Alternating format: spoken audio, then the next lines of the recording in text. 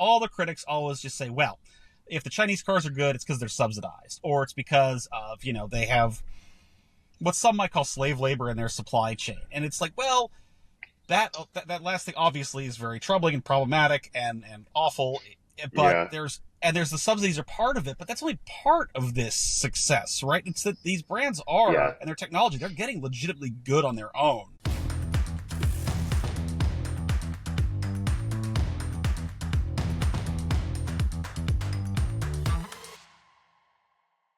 Hello again, and welcome to the Plugged In podcast from InsideEVs, a weekly news show about the future of transportation. I'm Patrick George, editor-in-chief of InsideEVs. And I'm Tim Levin, senior reporter at InsideEVs. We're off for the holidays this week, so instead of the regular news, we're going to be talking all about the Chinese EV industry with the help of a very special guest, InsideEVs staff writer Kevin Williams.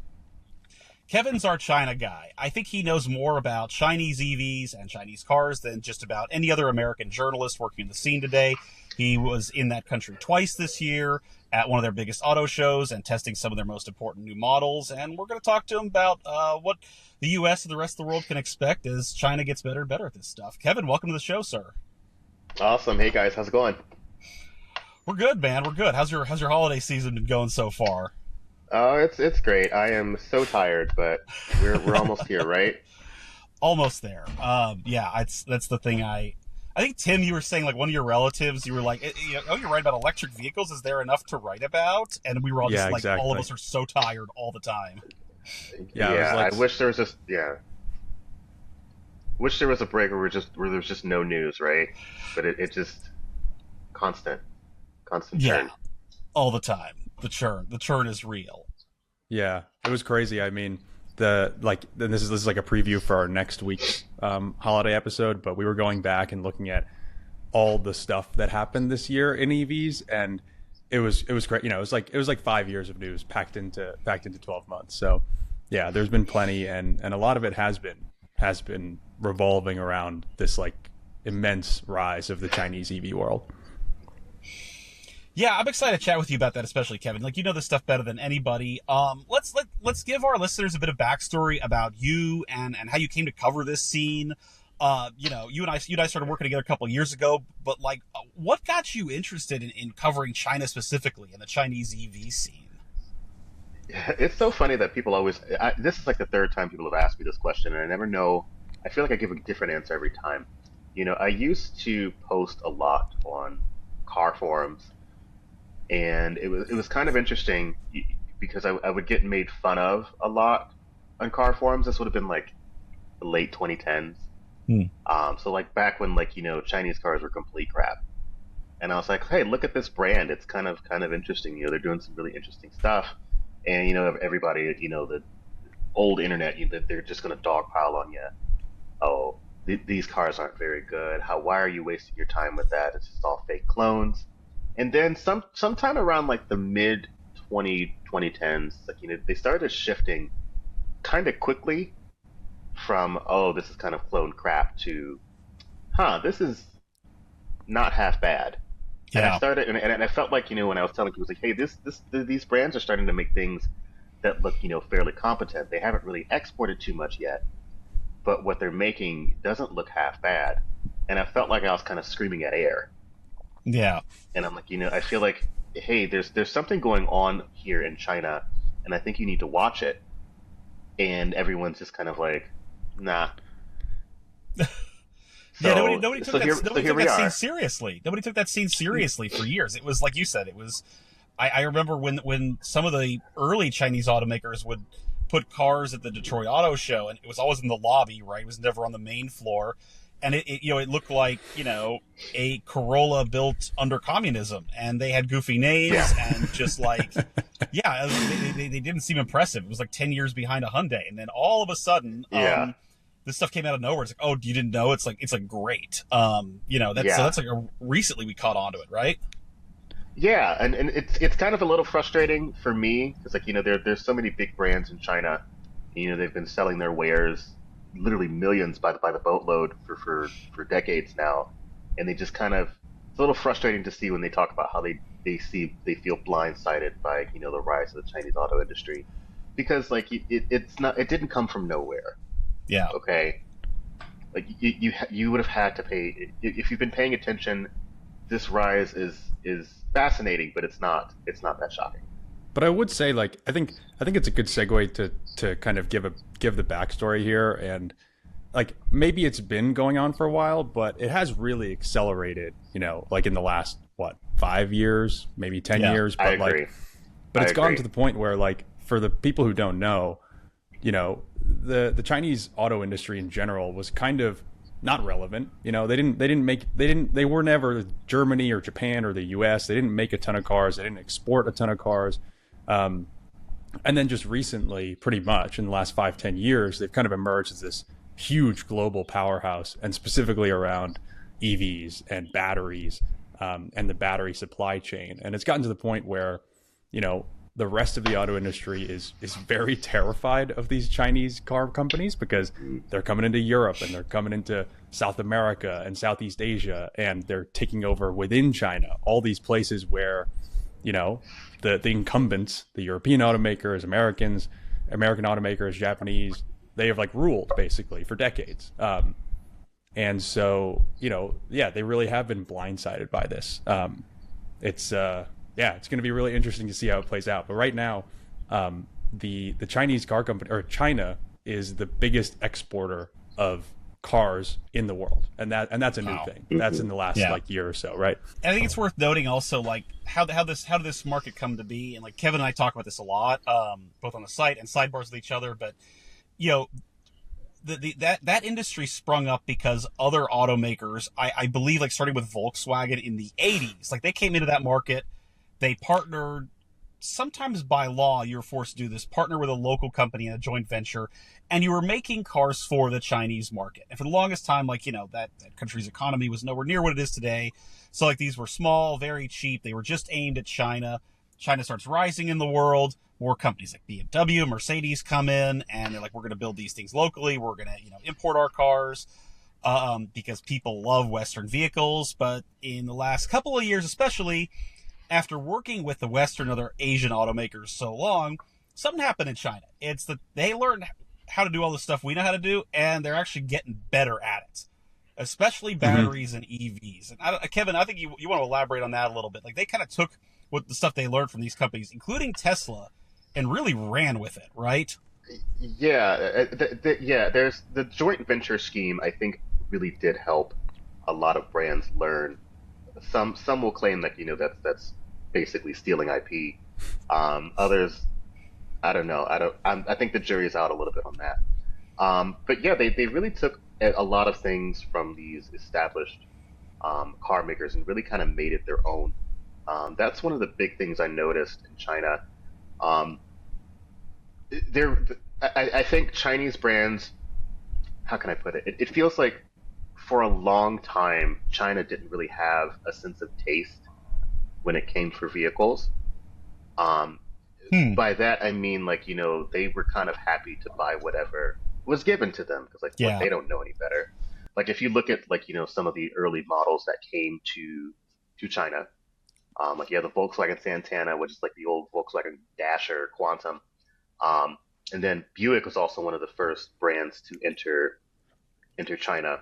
And they entered China with basically the old Buick Century from the 2000s that they had shoved a Cavalier motor in and a manual transmission in, and that's not a good car. Come on. That actually doesn't sound half bad. It sounds kind of fun. The Buick with a stick-shifting Cavalier engine. I don't know. I'm absolutely not. No. But I think my point is, like, they kind of were. To me, it just seems like China was kind of very much content to buy whatever because they didn't know any better. But now they kind of do. They have ideas of what they want in a vehicle. They know what they would want to pay, what kind of features that they want. And it seems that a lot of the Western automakers don't necessarily know that. But they can't build cars to Chinese tastes the way that the homegrown brands can, right? Yes, correct. Like, the homegrown brands are just really, really good at figuring out what that client is and meeting that need. And you've driven a bunch of these cars. I want to ask you all about that. But like, what do Chinese buyers want? What do they want? They're getting from BYD or XPeng or NIO that like BMW and Volkswagen and so on are not giving them anymore. It's kind of interesting because it feels like a lot of the Chinese buyers are very similar to American ones. They're very value oriented, so they want a lot of stuff for their money. Yeah. They want a smooth ride. They want a lot of space. Stuff that we kind of want here in the United States, which is such an interesting thing, right? Mm-hmm. But the Chinese automakers are just really good at giving them that. Yeah. In one of your stories recently, I think you wrote something like, it's like these are the same buyers, like it's the same people. They even go to the same like fast food chains over there. Like the vibe is real similar to America, right? Yeah, it was so crazy. Like this past trip when I was in I was with NIO and we were going to their factory, somewhere in the countryside of China, and we were in this high speed train, and it was so weird because it felt like I was in West Virginia. Just with a smattering of high rises. It was very surreal. Like it really is kind of the same country. Like I was fortunate enough to be able to drive in China this time, and it's so interesting how American the roads feel in China. Everything is wide. China's actually also one of the few countries in the world you can make a right turn on red. Oh wow, yeah, that's right. Yeah. Which is very, very interesting, right? Yeah. Wait, a right turn or a left turn? Right. Yeah, but you can't do that in Europe. You can't do that in most of the world. Got it. Yeah, but, 5 boroughs in New York City won't let you do that either. But pretty much the U.S. and Canada and then China are like one of the three places you can do that, which is really nice. So I want to ask about like EV stuff specifically because it's not just like the cars are good. And you write a lot about like these things are really advanced. Like what does that mean to you? Like that these are advanced EVs? We talking like range? We talking software features, performance, all the above? Like where are we at versus like the best of what we have in America with electric cars specifically? I think what I mean specifically with advanced is how ubiquitous everything is in China. Even with our reporting at InsideEVs, it feels like every time we talk about an EV here, it's just like such a big event.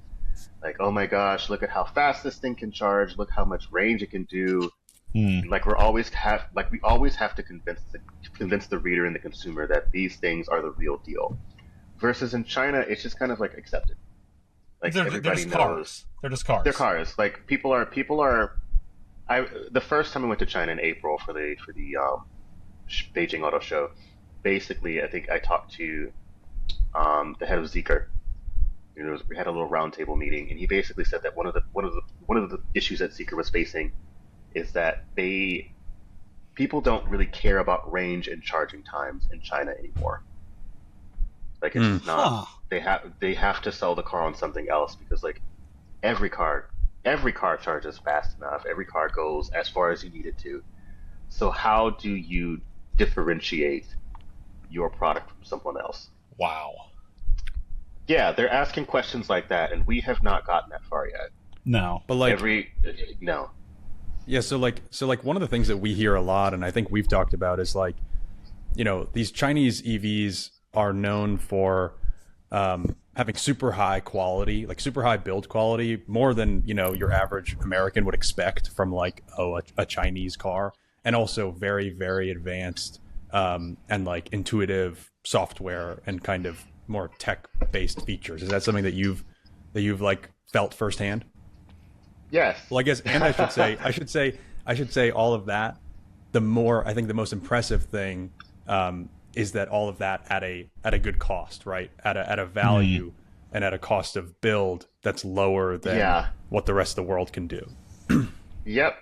I think once again back to that ubiquitous part. Like every single car, brand new car, electric vehicle I got my hands on in China, they all had these like really thoughtful software interfaces.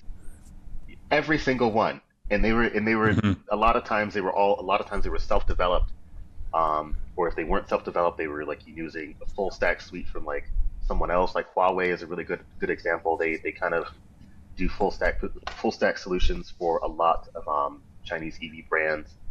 And it all worked really well. It all looked really pretty. It was all super responsive. Um, and I just think about some of the trials and tribulations I've had in American EVs, and it was frustrating, Yeah. you know, Yeah, totally. because like even though like yeah, like even some of the interactions or excuse me interfaces that we've talked about at Inside EVs, I'm like, that's not very good. You know, Yeah, like I we're at hate a point GM where, yeah, like Tesla is well regarded as kind of the very best at this kind of stuff, at user interface in a car. Rivian is up there, and then you know there's varying degrees of success with the kind of legacy automakers, but a lot of them are really kind of behind in the sense that, you know, the software isn't that much more advanced or different than it was like 5 or 10 years ago. Totally. Not just behind, but it's not clear if they even know how to fix it. You know. Yeah, because I think part of the problem is from what I've understand, what you've reported too. It's like our car companies are not set up that way.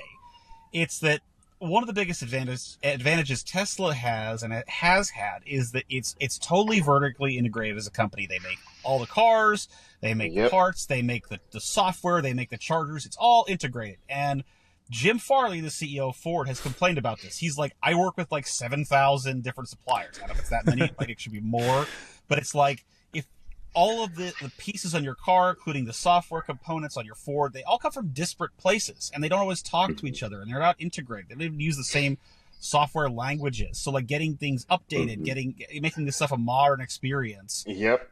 They're not built to do that. Yeah, that's something I kind of noticed about China too. Is like, you know, everything is like relatively new. Even if it's old, it's new, right? Like nobody, like, I mean, China didn't really start building high tech stuff to like the 2000s, right? Yeah. And I just feel like generally there's not as much entrenched momentum for, you know, processes like that, you know? Yeah. So many of these brands, you know, they're more willing to collaborate with, you know, China's car industry is really willing to collaborate with its tech industry because it can do that, right? Like it doesn't have, like, it's not so entrenched in, like, you know, the throes of car building. There's so many young, talented people in China that are like, you know, they have new ideas, they have new ways of thinking, and they're not necessarily encumbered by what's going on in the past here. Like even going back to example for the software, for example, Geely is a really good example. I spoke with one Geely representative and said, you know, we couldn't figure out how to do software, so instead of, like, you know, hiring a few guys, we just decided to go ahead and buy a phone company and let them do it. Yeah, it worked though. Yeah. That's the level they're playing at, though. That's like General Motors would never. It's like, oh, let's buy it. Like, you know, sure, let's, you know, that'll fix it. More like the other way around. Yeah. Right. Yeah. Right. Yeah. But that's smart. Yeah. But that's smart. Not only was it smart, but it was also fast. Instead of, like, you know, wasting years and years and years on a terrible, like, you know, software interface and throwing all these engineers at it, and it's not going to be good.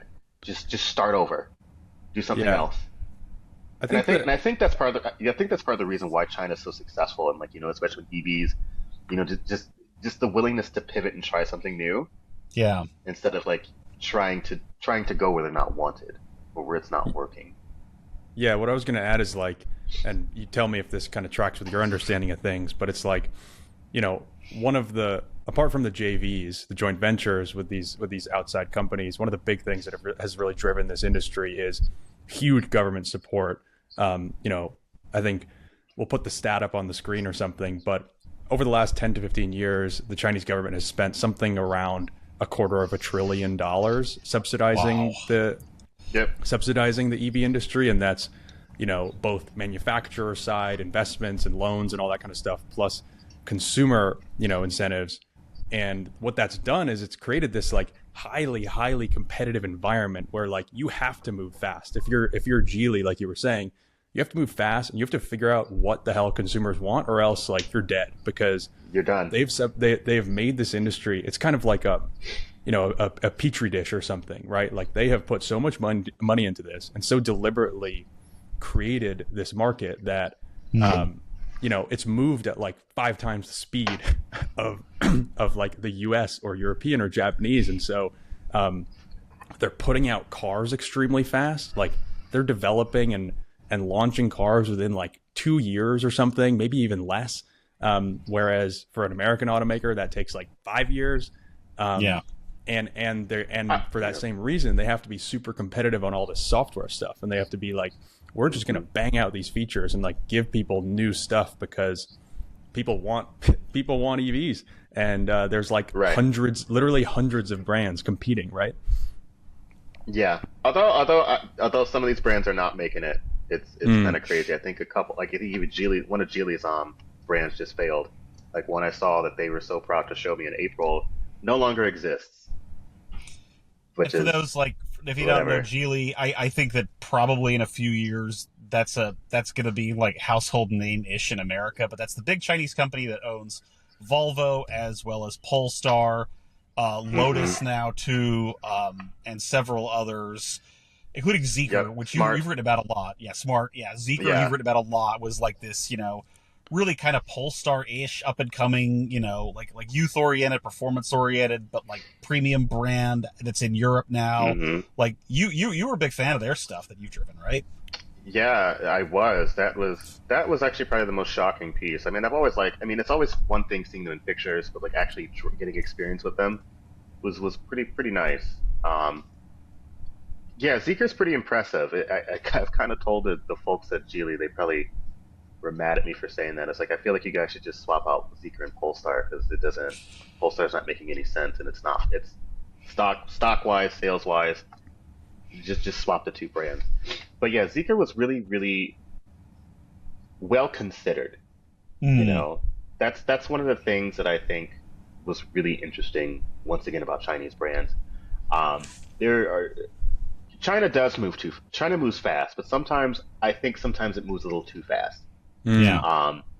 Like I think a lot of these brands, a lot of these big conglomerate companies, they have too many brands. They have too many cars that don't necessarily make any sense, or like kind of redundant. But I do think that Zeekr and Neo, they're some of the biggest bright spots in the Chinese automotive scene, because they just feel so well thought out. Like they have a concrete idea of who their clientele is, of what product they're making, and how it all goes together. Yeah, and consolidation happens. Like that happened in America like 100 years ago, and through the 50s and 60s. I mean, you look at the brands we used to have, Packard, Studebaker, American Motors. Like they all eventually merged into these things now, and then a third of ours is owned by this sort of multinational European conglomerate / French private equity company, which is what I call Stellantis. But like this happens. This is just kind of the natural evolution of the market, like survival of the fittest, right? It is. Yeah. They're kind of throwing stuff at the wall to see what sticks, and now they're figuring out what's sticking, right? But one thing I wanted to bring up with you too is like you write about this a lot, and I think you've done a really great job of bringing this particular point into the conversation. Is all the critics always just say, well, if the Chinese cars are good, it's because they're subsidized, or it's because of they have what some might call slave labor in their supply chain, and it's like, well, that last thing obviously is very troubling and problematic and awful, but there's the subsidies are part of it, but that's only part of this success, right? It's that these brands and their technology, they're getting legitimately good on their own, right? Yeah, I would think so. Like it's to the point where these Chinese cars are being purchased on merit. Yeah. Like they're being sold in other countries, and they're winning reviews. It's not just like, it's not like, we're buying this because it was cheap and it was a good deal. It's like, this is actually a very pleasant car to drive. This is something I would like owning. This is something where I feel like, I've gotten my money's worth. Mm-hmm. We can't shy away from that fact.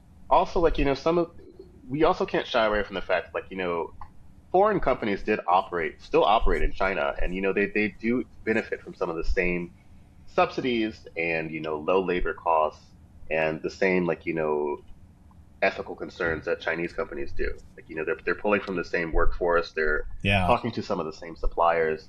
So I don't want to say that it's completely equal, but I think we should be a little honest here. It's a really good point. That gets lost in the conversation a lot. I mean, it's these same companies are making stuff at those same factories and supply chains. Like, well, they're if there are human rights issues to be had, like the other automakers, Western ones, are equally as guilty of that, right? Mm-hmm. Yep. Yeah. Which is interesting. Which to me once again just brings it back to the execution and the quality of the product. Are you making something that somebody wants? Yeah. And I think unfortunately a lot of Western automakers are learning that the answer is no, and they don't know how to fix it, which is unfortunate for them. But I mean, I don't care. I mean, I don't work there. Yeah, as I would say, it's not our job to sell these things. I want to shift gears a bit and talk about the last time you were over there. You were in November. You were in China in November. You were driving a lot of the cars from NIO and NIO's new brand Envo, which, among other things, like their special attack is like battery swapping, and which is not a thing that we have in the United States. But you tried this. You were impressed by it. Like, give us the download on battery swapping. Like, how's that work? And what do you think? I was honestly impressed. I feel so bad for being so impressed with China because I know I sometimes read the comments. I know what people are saying, but I'm like, this was so cool, my guys. Like, I really thought it was going to be kind of a gimmick, but like they kept like trying to convince me of battery swapping, and like the first couple times I wasn't paying attention, and like by the time we had like pulled in and pulled out, I hadn't even finished the conversation. Like, we were done. That's how like seamless and quick it was. Yeah. Well, tell folks, if you don't mind, how does this work exactly? So if you own a NIO or an Envo, you roll up to one of those, like, it's like this like metal box that they have almost like a car wash in America, and then what happens from there? So basically, what you'll do is it's very similar to if you've used like a Tesla and you see, or any sort of like electric vehicle, and you want to do, hey, find the nearest DC fast charger, or let's just talk about Tesla. Like, let's find the nearest supercharger, and you navigate there. And then we'll make an appointment. Like, it'll show like, oh, is there somebody in front of you, or go ahead right in. Basically, what you'll do, you'll navigate up to the swap station, and then you'll pull into a little box, like it's a little painted box on the ground. And then on the car's infotainment screen, a dialog box will pop up, and it's basically asking you, do you want to start the swap now? You'll press the button on the screen, and then the car does the rest. It literally maneuvers itself, backs itself into the swap station, and then it literally jacks itself up, removes the battery, puts itself back down, replaces it with a new freshly charged battery, and then puts it in, and then you're on your way. Wow. Yeah. Yeah, and like what's important here is, like, normally, I mean, you can charge them too, right? And so, but like, yes, you can. In general, like, EV charging takes forever. It takes, like, in the best car, like, whatever, 20 minutes. Not crazy, but like in the best car, it'll be 20 minutes or so. It could be up to 30 or 40. And NIO has made this, like, it's not just one or two, right? It's like a whole infrastructure of these battery swapping stations where, if you're on a road trip or whatever, like, you can swap your battery in 3 minutes or so instead of, 20 or 30 or 40. Yeah. And it's like, this is something that we just don't have. Like, there's a company trying to make this happen in America called Ample, but it's it's still pilot. Like, this just doesn't exist really outside of China. And maybe NIO's been building these in Europe too. They've got a couple stations in Europe, but the take rate is not as high. Partially because, like, I was talking to NIO's PR person. It's just like, I feel like the stations are a little nerfed in Europe. Like, I think they're only open from 9 to 9. Right, okay. Whereas the gas station's open 24/7. Yeah. Yeah, and like the NIO stations in China are also open 24/7. And then there's also some other stuff with, like, actual battery stuff. Like, they want to make sure that you're getting the same battery back. So everything's like a little weird. But yeah, NIO has, I think, 2,800 like in China. And I think last I checked, they were at about 59 million swaps that they've done since the brand's inception in 2018. Very wild. Yeah. And like I said, I was very skeptical because I was like, well, is charging really that easy? Like, is swapping really that big of a deal? But what I liked about it is that, it shuts up so many EV haters and skeptics in one fell swoop. Like, because living here in the Midwest, I get so many things. I get so many complaints. Like, oh, I would never do that. I can't wait at a DC fast charger that long. Call me when I can do this many miles in this many minutes. Mm-hmm. And that you can literally go from flat to full in about as long as it takes to fill up a car with gas. Mm-hmm. Right. And I was going to say, like, if we're working under this idea that, like, Chinese buyers, turns out they have really similar tastes to Americans, it follows that, like, if the Chinese love this and we got it right, like, I think the Americans would prefer this experience too, right? Yep. Especially when you add into, so one of the things that NIO and Anvo also do is they do a battery as a service. So you can swap the battery if you buy the car outright. But if you do a battery as a service, basically what you can do is they'll take off like a pretty big discount. It's like $8 to $10 depending on the model, and then you basically lease the battery for, I think, roughly not even $100 a month. But it's a really big incentive to get people in the car. I think the Unvo L60 is roughly a Tesla Model Y competitor. Yeah. The one I drove, if you were to buy the battery outright, it was about $29,000. But if you decide to lease the battery, it was only $21,000. Jeez. So we're talking about like something very comparable to a Tesla Model Y, and we'll put up photos of this on the YouTube video. I think this car looks great. The L60, I think it's very handsome. Comparable to a Model Y, very similar interior, tech features that are maybe just as good, if not better, and battery swapping for $21,000. About half the price. $21,000. Yeah. Well, and in China, it's like more like, if you do like compare apple to apples, it's more like maybe $5,000 cheaper. But still, still good to know. Yeah. And I kind of think, man, like you and I talked about this a lot too. It's like people are like, oh, I'd never buy a Chinese car, I'd never buy that crap. It's like, well, you're probably saying that on some device that you own that was made entirely or partially in China, for one. But also, I just feel like I don't think Americans actually care. I've had this conversation with so many Chinese execs. I was like, Americans talk a lot of BS, but I think the second that they think that they've got a good deal, they'll forget about it. They'll forget about it so fast. And I think that's the scary part for a lot of Western automakers, because they know it's true. I think about I think this was rumored, but I'm pretty sure it's right. But one of the reasons why the Ford Focus was canceled for the United States, like, I think it was supposed to be made by Ford's Chinese partner, was going to be imported back into the United States. No, that makes sense. Yeah. Then the tariff for the first round of Chinese tariffs kind of basically killed it in the water. Yeah. But I just think about how many other automakers probably would just be content to import more vehicles from China. Oh, that's the dream, right? If you're Ford or General Motors, just make all of it over there at mega cheap prices and import it here, and it would destroy our manufacturing sector and all those jobs. But like it'd be great for their profits, I mean, they're already doing it in Mexico, which is like not quite as cheap as China, but still not significantly cheaper than what they pay in the United States, right? Yeah.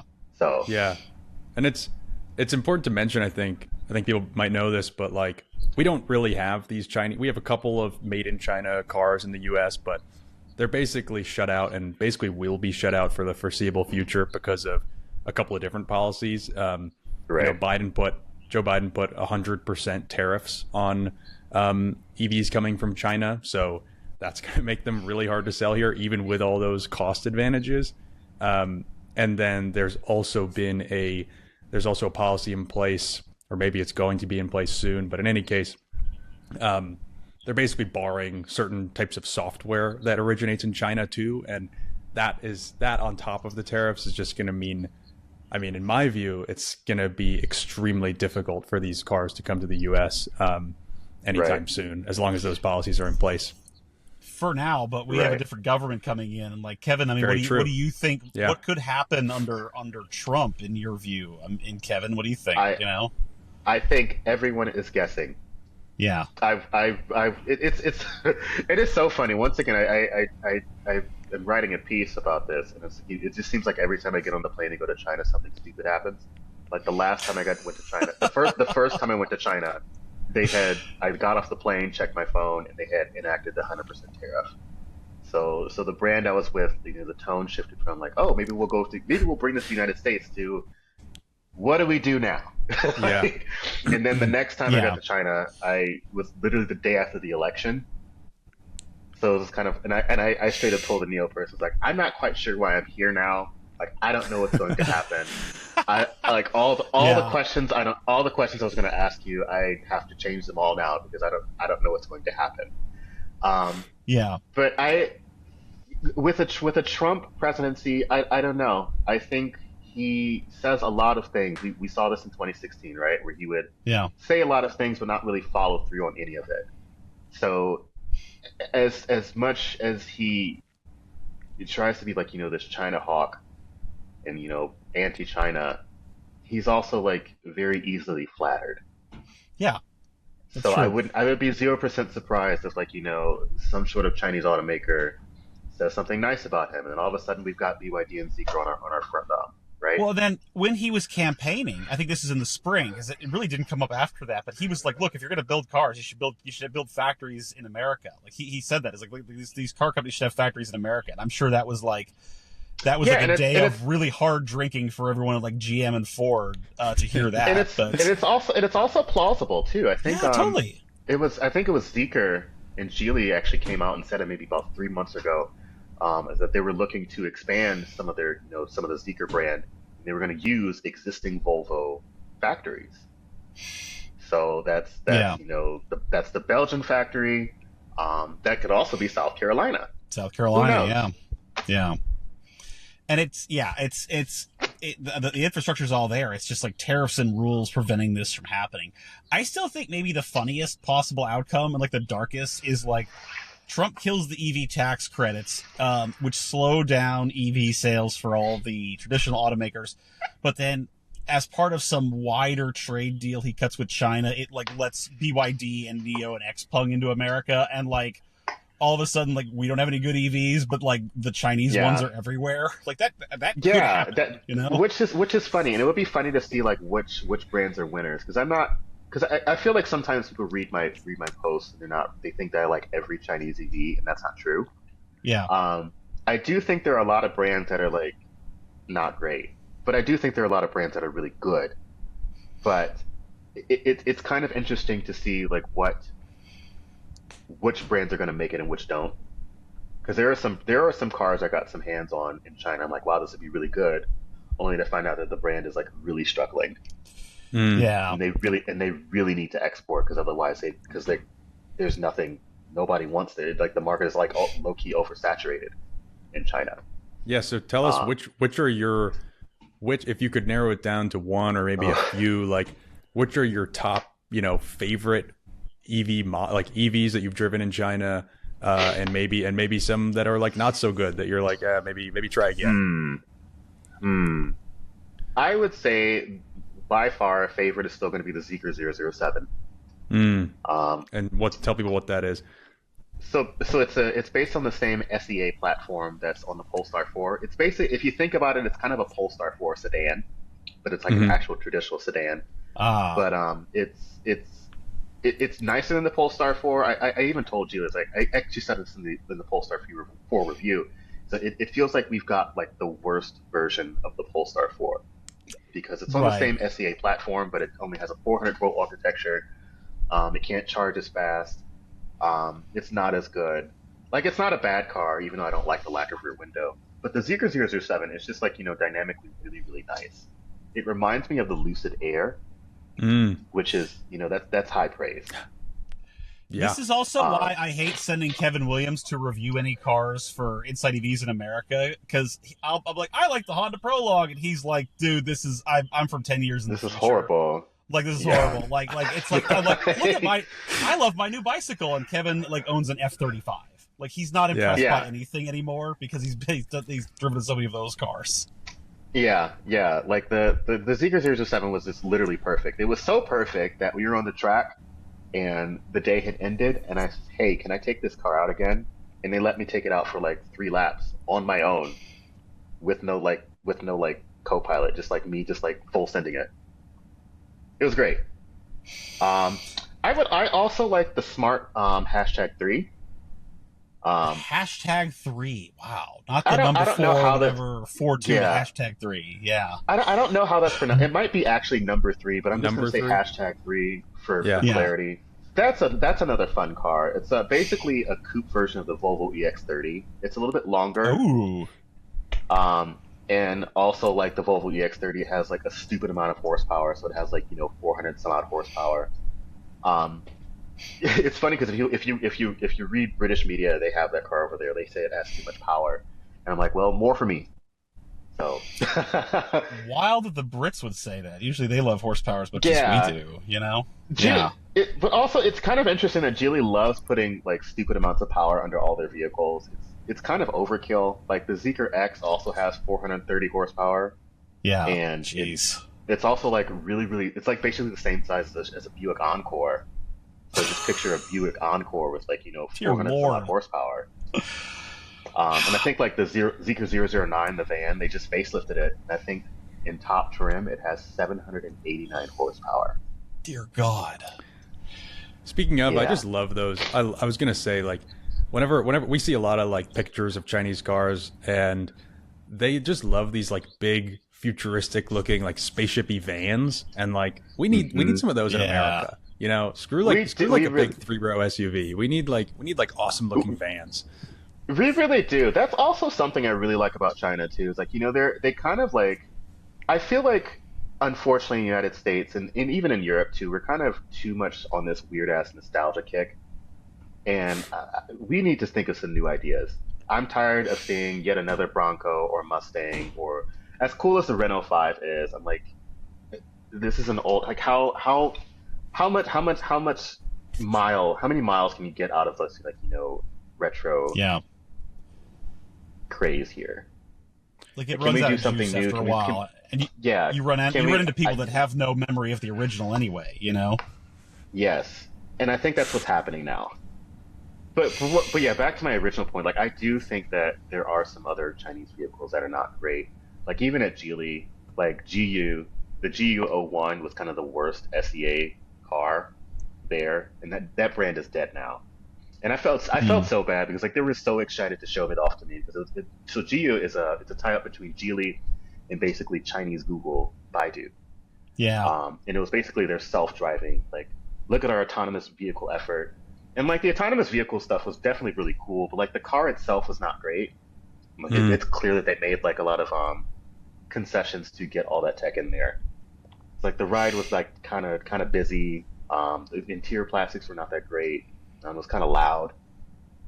I also wasn't a fan of the Radar RD6, which is basically their truck. It's an electric truck. It was really fast. Right, it is a sick name, and I think that brand is also dead. I think so. Yeah. I think they're still making the truck, but I think they've like folded the brand into something else. Like the truck was. I'm very used to American trucks, and I have an idea of what American truck refinement is, and that car didn't have it. There were also some other stuff I saw there at the Beijing Auto Show that just was like, oh, this is not great. Like Neta was cool. It's also another small EV maker. They're making some big inroads, and I think in Southeast Asia, but I think they're also about to die, unfortunately. I think there's some stuff in the news about how they're like furloughing and not paying workers on the corporate level in an effort to keep some money to keep the lights on. And I think there's another one. I think it was Dian or Guanming. Those cars photographed well, but like you got up close, those were not very good.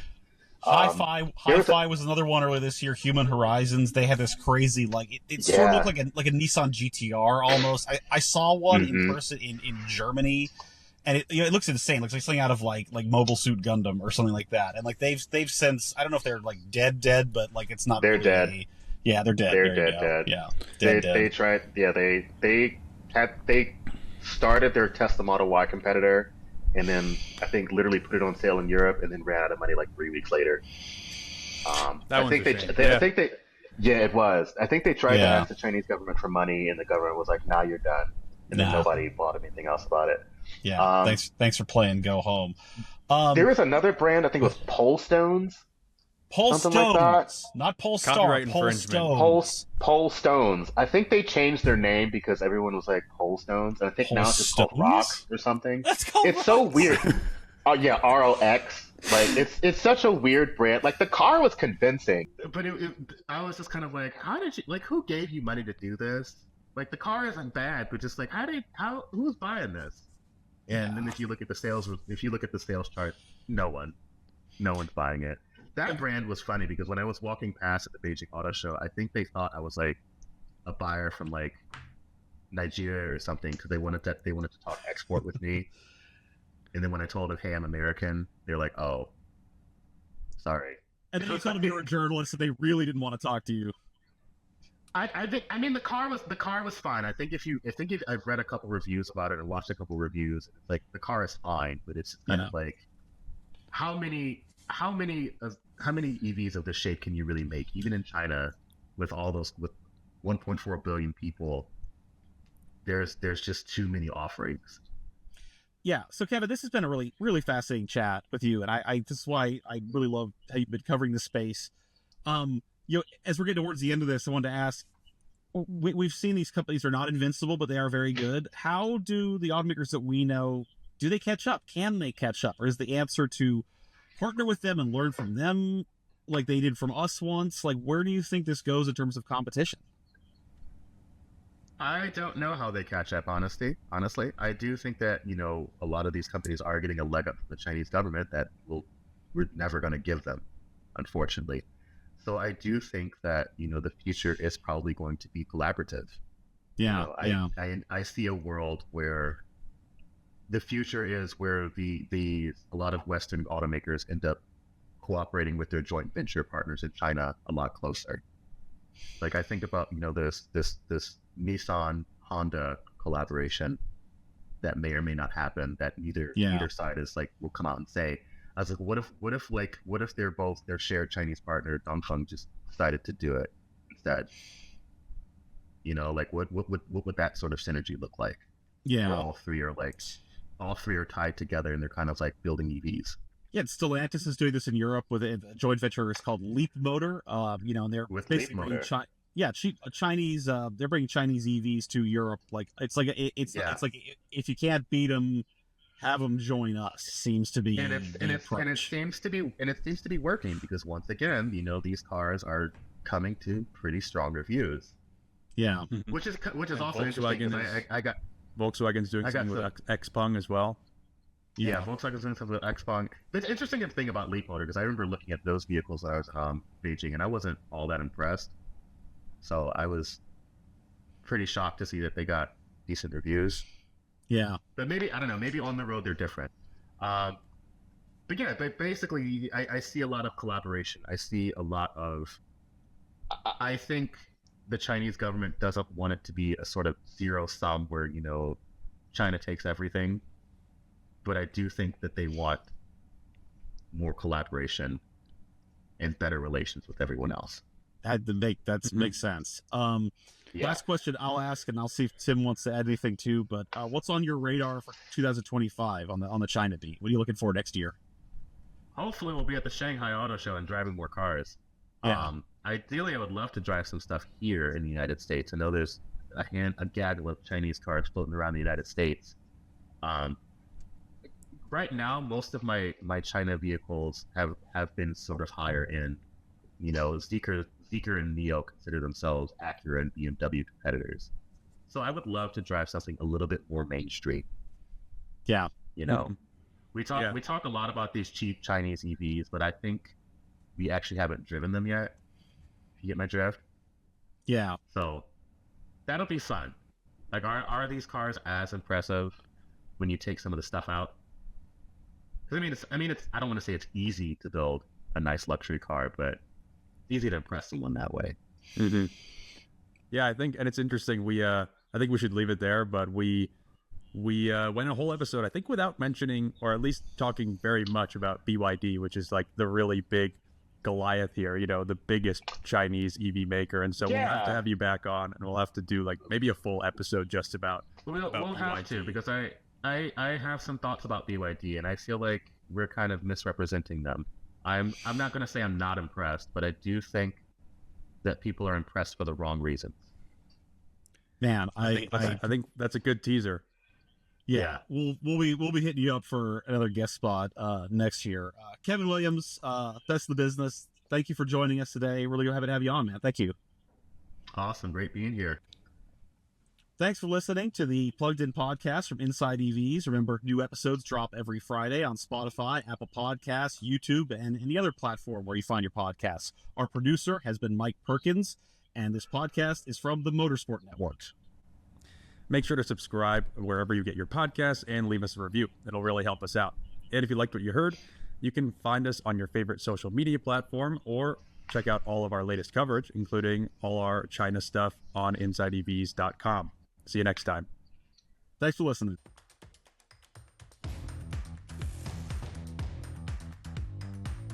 Levin.